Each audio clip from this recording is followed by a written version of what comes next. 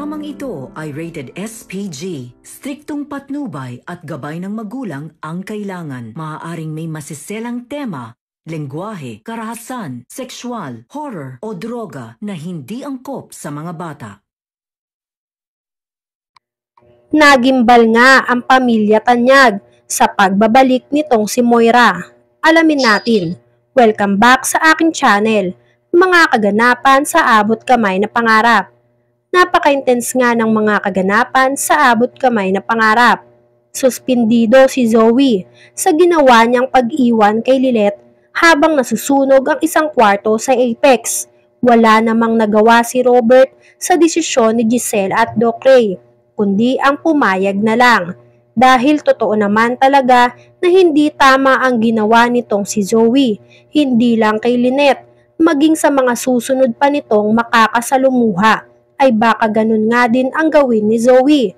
Doktor pa man din daw itong si Zoe.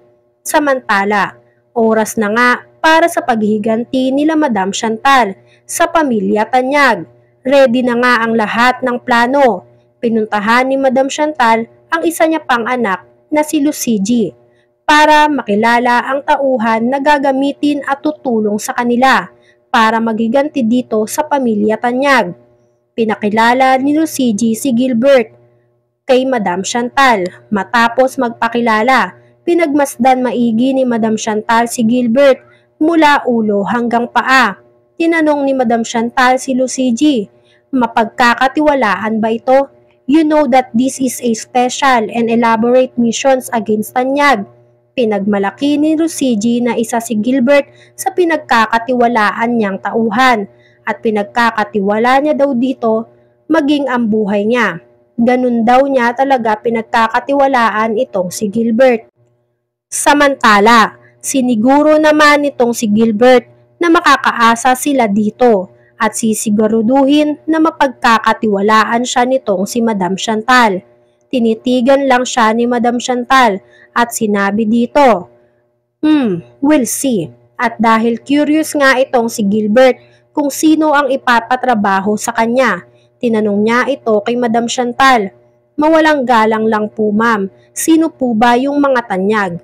Sinagot siya ni Madam Chantal, don't worry, bago ka mag-umpisa at sumama sa mission, makikilala mo ang mga Tanyag. Kaya wala nang nagawa si Gilbert, kundi ang tumango na lang sa lahat ng sinasabi nila sa kanya. Samantala, naghahanda na din nga itong si Morgana sa pagbabalik nila sa Apex para makapaghiganti sa pamilya Tanyag. Araw-araw niyang pinapractice ang turo sa kanya ng kapatid niyang si Lucigi kung paano ang tamang paggamit ng samurai. Inaantay na din ni Morgana ang pagdating ng mama niya na si Madam Chantal para ipakilala nito sa bago nilang magiging kakampi. Maya-maya, biglang dumating na sila Madam Chantal sa bahay nga nitong si Morgana. Napahanga siya sa ginawa ni Morgana. Napakahusay na daw nitong humawak ng samurai at mukhang handang-handa na sa nalalapit nilang pasabog. Pagtapos niyang purihin si Morgana, pinakilala na niya si Gilbert. Magiging kasama daw nila at magiging katuwang sa lahat ng plano nila. Nagpakilala naman si Gilbert dito kay Morgana at pinuri din niya si Morgana na napakagaling na daw din gumamit ng samurai at magkasinggaling na sila ni Lucigi. Samantala, umikse na nga itong si Daphne sa pag-uusap nila. Sinabi nito na hindi na niya malocate itong si Zoe. Sinabi niya kay Madam Chantal, baka nagtatago po siya dahil sa sunog. Dito nga ay sinabi ni Madam Chantal na tama lang yun. Mabuti naman at nagpalamig muna siya.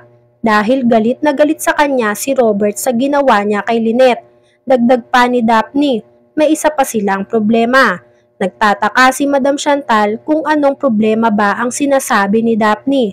Kaya sinabi ni Daphne na mukhang hindi makakabalik si Zoe sa Apex anytime soon.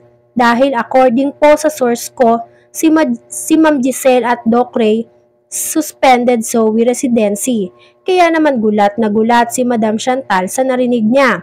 Maging si Morgana nga ay napahigpit ang hawak sa samurai niya at tila gigil na gigil sa ginawa kay Zoe. Kaya naman minabuti nga nitong si Morgana na madiliin na nila ang paghihiganti sa pamilya Tanyag dahil hindi na siya makapag-antay na makaganti at mapabagsak ang mga ito dahil hindi niya hahayaan na ganun ang mangyari dito kay Zoe. Pinatawag ni Morgana si Gilbert. Sinabi niya dito na ihanda mo na lahat ng gagamitin natin para paghihiganti natin. Kailangan na nating umpisahan ito sa lalong madaling panahon. Hindi na ako makapaghintay na makita sila na bumagsak, kaya hindi na ako magpapaligoy-ligoy pa. Kailangan nilang bumagsak lahat para ako o kami naman ang mangibabaw. Nang sabihin sa kanya ni Gilbert na Madam, handa na po ang lahat. Sinabi niya dito na handa na din bumuga ng apoy ang dragon, kaya humanda sila sa akin. Hinding-hindi ko sila uurungan. Samantala, nagsama-sama sila Giselle, Annalyn, Lynette, Chang Susan, Josa at Robert sa office. Pinag-usapan nila ang naging desisyon kay Zoe. Sinisisi ni Robert ang sarili niya. Sinabi niya sa kanila na akala ko nung nawala si Moira, natapos na din ang lahat ng problema. Pero hindi pa din pala. Parang mas lumala pa nga ang nangyari. Sinabi ni Giselle kay Robert na huwag mong sisihin ang sarili mo. Hindi mo kagustuhan na mamana ni Zoe ang kasamaan ng mami niya. Kasalanan ni Zoe yun dahil inugali niya kung ano ang ugali ng mami Moira niya. Na pwede naman na ugali mo na lang ang minana niya. Habang nagsasabi nga si Robert ay nakikinig nga lang itong sila Annalyn sa usapan ng magkapatid dahil maging si Annalyn daw ay hindi makapaniwala na naggawa yon ni Zoe sa nanay niya. Sinabi ni Lynette na pasensya na kayo dahil sa akin ay nasuspindi tuloy si Zoe, kaya ako naman ang sarili ko. Pero hindi na ako papayag pa na api-apihin niya kaming mag-ina. Hindi na ako papayag na saktan niya si Annalyn kahit kailan. Dahil lalaban na ako sa kanya. Sumang-ayon naman si Giselle.